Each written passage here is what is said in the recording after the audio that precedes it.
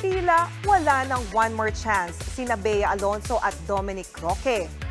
Mas uminit pa kasi ang chikang hiwalay na nga sila nang kumpirmahin nito ng batikang talk show host na si Boy Abunda. Ganyan din ang unang sinabi ni OG Diaz kung saan sinusubukan daw suyuin ni Dominic si Bea.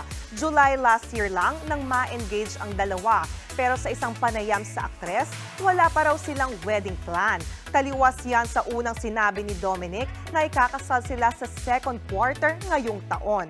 Trending naman ang cryptic post na ito ng manager at makeup artist ni Bea na patama sa isang manipulative sad boy.